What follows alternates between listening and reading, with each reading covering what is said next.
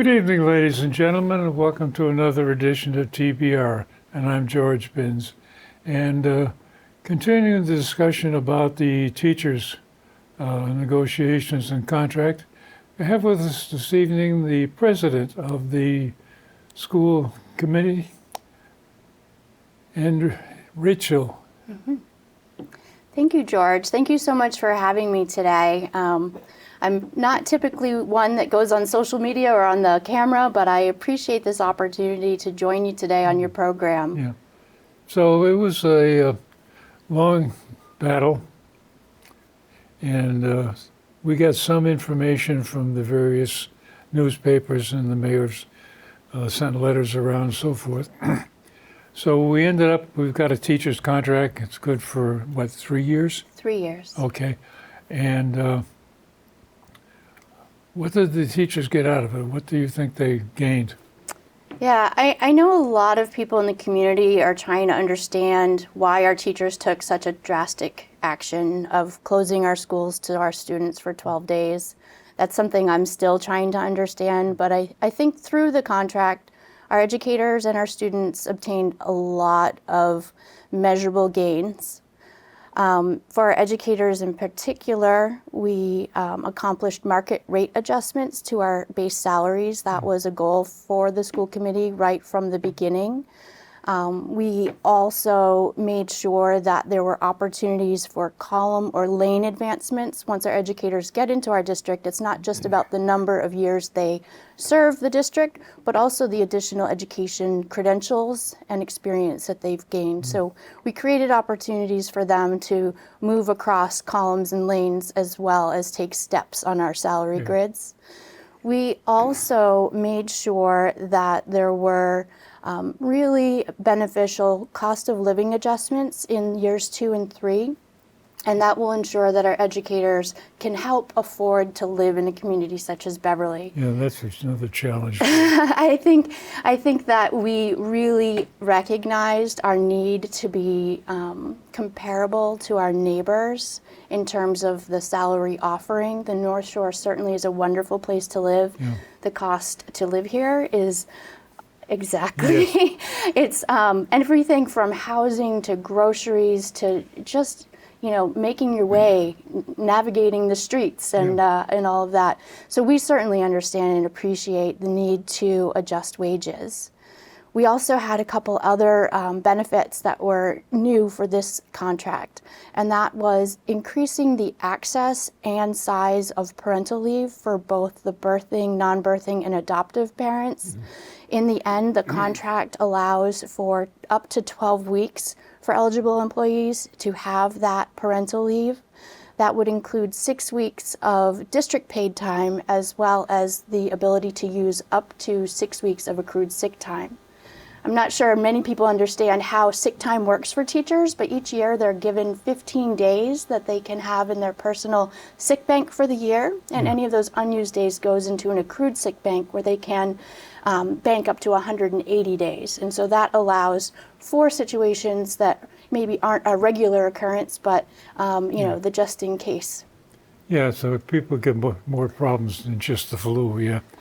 And you could be out of commission for some period of time, yeah. Absolutely. Something else that the school committee did in this contract that the teachers were looking for was to codify or to make in writing a practice that the district had used to allow employees to take care of sick loved ones. So if they had a family member who had an illness, it was sort of up to the superintendent's discretion in the past to allow people to access their sick bank. And this contract actually codifies it and makes it more in black and white writing that is an intended use for some of those sick days. So how much of the sick bank can they tap into for care for an elderly parent or something? Yes, so we allow up to 30 days for that. Okay, so if they got a sick bank that's pretty fat, they can take 30 days out just to take care of somebody in the family. Right. Okay. Yeah. Or and sometimes it's used like if someone has surgery and they need help transitioning back home, or if there's another situation. It doesn't necessarily mean that an educator needs to use all of the days available all at once. They can do them as they, see fit Yeah, with so that it's family member. okay. So that's a lot of good stuff that's happening. Yeah. Got the drift from the newspapers, especially, that there was a lot of discussion about the paraprofessionals, that the city's gotten into this situation because basically there's no longer what I used to remember as the ungraded room, where kids that were different.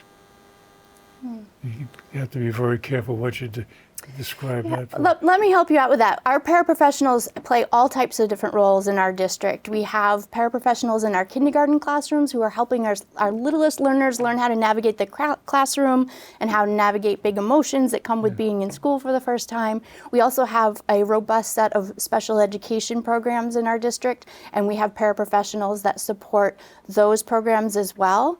And we have paraprofessionals that do all sorts of one-on-one services for kids that have individual education plans, IEPs.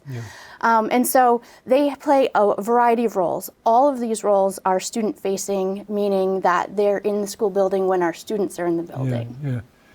So I understand, to be a teacher, you've got to go through a teacher college. You have to pass the praxis test. Then there's a state exam, and you get a state license, and you got, 5 years to get a master's degree. And those are all the requirements to be a teacher. What kind of requirements are there to be a para? Yeah, so most paraprofessionals would have to have either a competency exam or some other associate's degree to be in our district. We have a number of Title I schools, and that's part of the grant funding that we get through Title I, is to make sure that we have qualified educators helping our little students learn. And then we actually are pretty proud of the fact that one of the contract items that was secured for paraprofessionals is a pathway for paraprofessionals that are interested in becoming teachers. We have now a tuition pool and a mechanism for anyone that is a paraprofessional that aspires to be a teacher to make those steps to earn the degrees that you cited, to find their way to a classroom if they so choose. For some of our paraprofessionals, they either are retired teachers or have an interest in just supporting the students and the classroom. And so, there's no obligation to further one's credentials, so to speak, but all of our paraprofessionals are afforded the opportunity for what we call professional development. And that's to help align them with some of the programs and practices that we have in our district. So that got to be a major part of the discussion, as it played out in the papers and so forth. What was the real problem? Why couldn't this thing get solved sooner? I asked myself that question a lot. What could have helped make the situation resolve before such a drastic action was taken?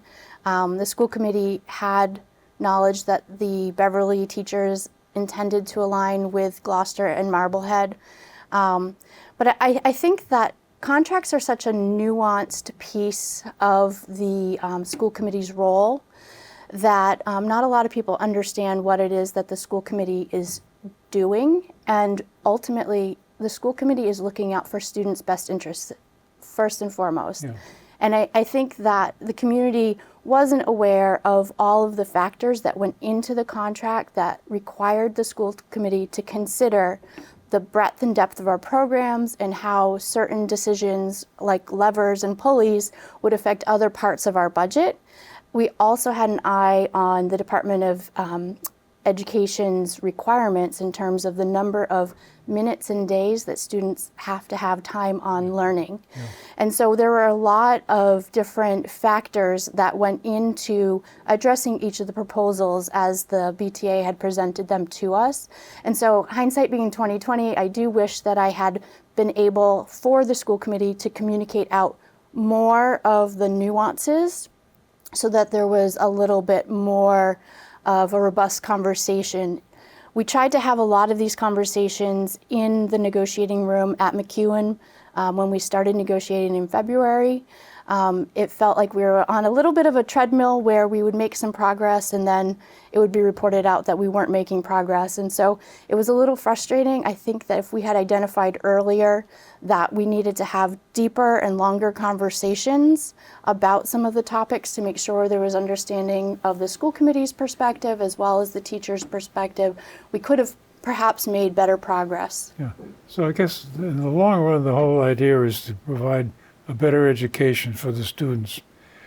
One of the things that bothers me in going online and you look up U.S. News and World Report, or NISH is another one, they rank schools.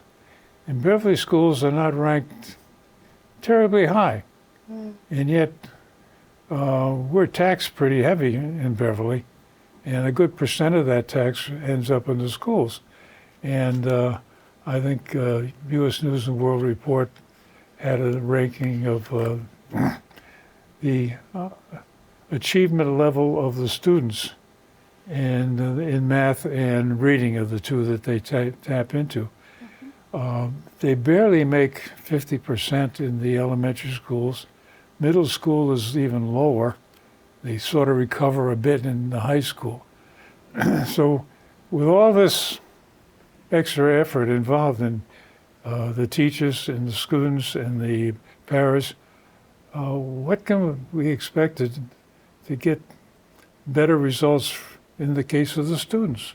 Yeah, I think whenever there's a ranking or a study that tries to be empirical and use different data points, they sort of miss the mark sometimes when you think about the qualitative aspects of our community. I think Beverly has a long history of putting students first, and that means the whole student in all aspects of their development, from their social emotional ability to navigate the world and be a productive member of the community, to having expressive arts programs, to having athletics. I think that there are so many measures of what makes a good school district. It's probably come up before, but I have 2 students here at the high school, and I would say that their education has been outstanding, and it meets them where they are every single day. Whether it's trying something new or just having a conversation with an educator that isn't necessarily part of a core curriculum or test standard. I think that we will find most of the students that attend Beverly are really resilient and thoughtful people. Well, I understand what you're saying, but I've had 3 kids go through the Beverly school system, and 3 of my grandchildren have been through the system. And not sure that I would totally agree with the kind of results. And again, you get into this game of anecdotal evidence, of picking this and that and picking something else. And it's hard to take bits and pieces like that. I think and our then, students at post-graduation have a lot of opportunities. And some opportunities are to go to a 4-year college, some are to go into the trades. I think that our school district is unique in that it serves all of our students. Well, that's another one of my sore points with the system relative to the trades, because way back when I was involved with the patent trade school. And I've been in town for quite a while.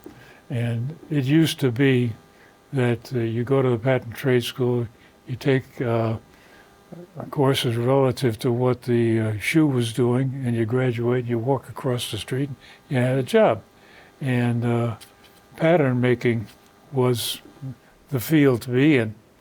And not many castings are made these days, so I'm not sure that's the way. I think the mission for Beverly is to make sure that our students are ready for the global economy and making sure that they have any opportunity that they want to pursue available to them. I'm really proud of the work that our district has done to partner with Essex Tech and as well as Salem for After Dark programs, so students can have core instruction here in district, as well as explore and get even licensed in some of the fields while they're here.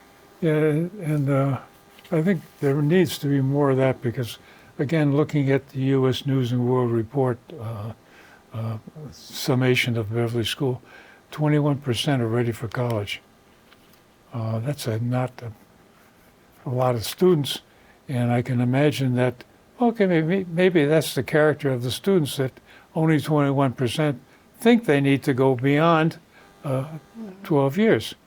And at the same time, Plan Beverly was a summary of the situation in the city as a whole, and they made a comment in there that something like 90-some% of the people that work in Beverly are in the medical field of some sort or other, from the hospital to various doctors' offices. You look at the Cummings Center, and it's populated with all sorts of doctors' clinics over there. And I remember a couple of years back, it was Governor Baker at the time, was giving out grant money to the various schools. And a lot of schools got money, but Beverly didn't get into it. And the thing that caught my eye is they described what I think it was Peabody and Salem were doing with the money. They were setting up programs that sort of led a student into becoming either a nurse's aide or a nurse, or going on to some school for nursing training. And there's some around here that slips my mind right now, obviously. Yeah. So I think Beverly students are taking advantage of those programs that have been established. I know that the Salem After Dark yeah, program they're going in to particular. Salem to do it, but why can't we do it here in Beverly? We do a lot already here in Beverly. You know, we have to make trade-offs. We obviously have a physical space and we have a budget to consider. Yeah. And we have to consider all of our students. Not all of our students necessarily want to go into the medical field. Yeah, But I think what we do provide here with our career and college pathways is an opportunity for students to explore, to get some of those dual enrollments under their belt here while they're in school, to really explore and figure out if this is the path for them. You made a comment about not a lot of students are ready for college. I think we're at an inflection point in our country and in our time in history where a college degree isn't the end-all be-all for most people. I can cite many examples of people with whom I work in the tech industry that college isn't necessarily the place where you're going to learn the skills and develop the passion that you need to be a successful contributing member to our community. Well, that gets to be back to the real problem of what is the school system supposed to do? How do you prepare somebody for such a diverse opportunities from the trades at one hand, construction business kind of trades, up through prep for postgraduate college work? Yeah, it has become infinitely complex. School means so many different things to so many different people. I'm a public education product.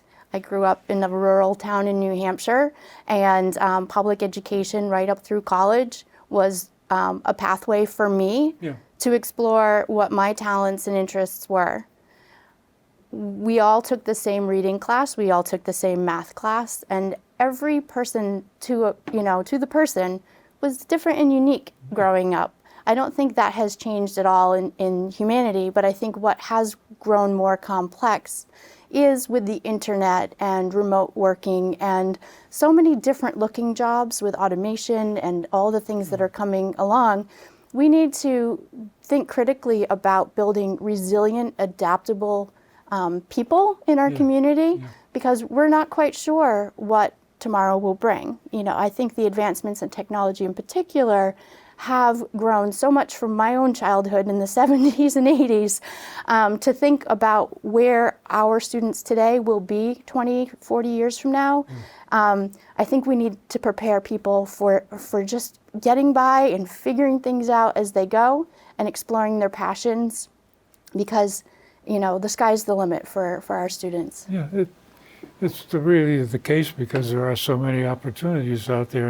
And as you say, that one of the things I guess is going to be hard for the students to understand is things are changing extremely rapidly. And yeah, they've got a YouTube and they've got a TikTok and a few other things that suddenly pop on the scene. But you talk about, the things we grew up with. And when I was a kid, there was no penicillin. That's true as well. And just after the war, penicillin was mass produced. And I always got a kick out of the fact you go to the doctor's office and he's, I don't know what you got. It must be a virus because that's another new word that popped up. So I'll give you a shot of penicillin. Oops.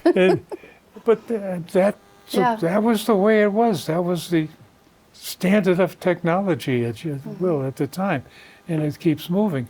And part of the thing, I think, getting back to the teacher's contract, how do we get to a situation where the teachers are flexible and adapting enough so that as these new things come along, they can present that to the students in a way that the students can, oh yeah, that sounds like a good idea, or that ain't for me. I mean, Yeah, so I think most teachers are lifelong learners, and I think that there is an appreciation for how much the craft of teaching has changed over the decades, and even year to year. We're constantly improving our practice as the educators, as the district leadership, and even as the school committee. This is my 9th year now, and I would say what I have learned through the experience has evolved. Obviously we have 3 tenets of what the school committee is charged with doing. It's setting a budget, hiring the superintendent, and setting the policies that he, she, or they need to follow that outline the community values.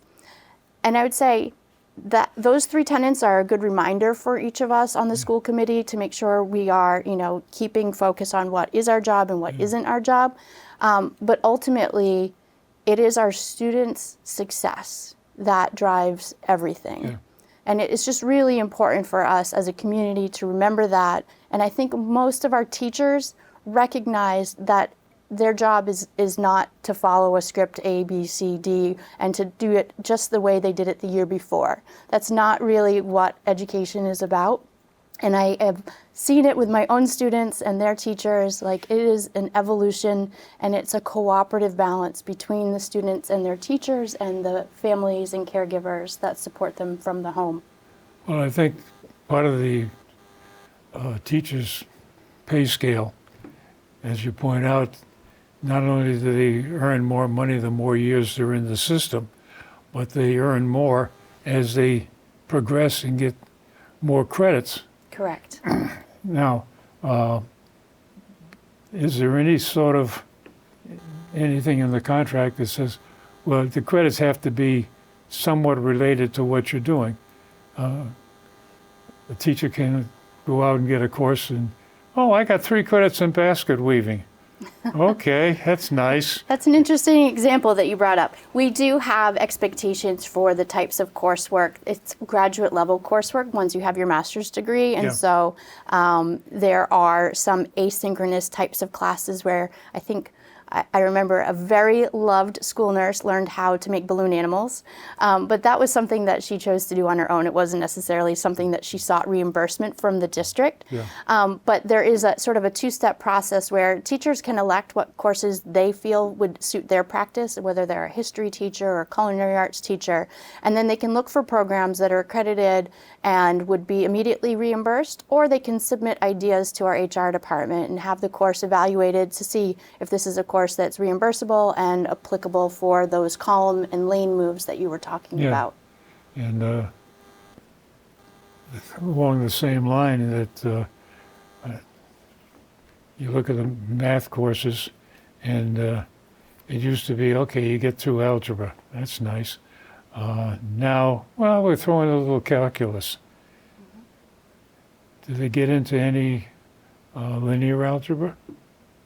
I don't know the specifics. I know my kids have been really interested in math and have been following the program. Math is one of those interesting things where there's a lot of different ways to learn it and different ways to step through it. I think that our district has been evaluating the transition point between the middle school and the high school to make sure that our kids are on a trajectory to take math as far as they want to go. Yeah. And again, with everything being computerized these days, computers don't do calculus, but they do linear algebra very nicely. And so this is one of my pet peeves, that the students get to the point where they have a feel for, hey, what's that computer doing, especially when you get into AI. And so we'll have to get a whole new program and a whole other show to start going into AI and Gen AI. My background professionally is I work for a company that's developing a lot of that, and it is really fascinating. I think one of the things our district is focusing on, though, is giving students the critical thinking skills that they need to make determinations about things that may be machine generated or machine learned, and make assessments about the quality of those materials and whether they're applicable and helpful to whatever situation they find themselves in, or whether they need to look to a more traditional or credible source. So I guess one of the things I'd like to get to the point of is when you have a negotiation with the teachers, in this particular case, it dragged out and it got to be a contest of who can hurt the other one the most. And that's essentially what a strike is. You get the parents' attention, get them down the school committee's. I'm not pleased with that characterization. I don't think that the intention was to hurt other people. I think that get their attention. There were definitely strong feelings. Yes, yeah. And that's where I think the question comes down to, what could have been done better? Yeah, as I said at the outset, I think communication from the school committee could have been stronger and more informative, especially since contract negotiations are a nuanced relationship between the employer and the employee. There were a lot of topics that were about students, and that is part of school committee policies and our practices. It's not something that would be bargained at the table. For instance, a longer recess or a longer lunch. Those types of qualitative program decisions are things that exist outside of the employer-employee contract. So being more clear with the community about some of those topics might have been helpful. I would say that my hope going forward is that people who are interested in understanding the role of the school committee better will ask questions. I felt like there were a lot of people asking good questions, but more quietly, not necessarily in social media and not necessarily out on the picket lines. And I think to have a thoughtful conversation, people just need to pick up the phone and call their school committee reps. They need to ask, well, why is this happening this way? Or what my perception of this is this. Can you let me know what the district's position is? I think that there were a lot of opportunities along the way where we could have heard each other better. But my hope now is that we can close the book on the strike, make all of our efforts now focused on students and returning them into the classroom, back to the level of learning that we strive for, and to sort of turn the page on the strike. I'm not sure that it suited any of us well, but I think that we've had an opportunity to learn from this and to think about the future, and the future is going to be advocacy.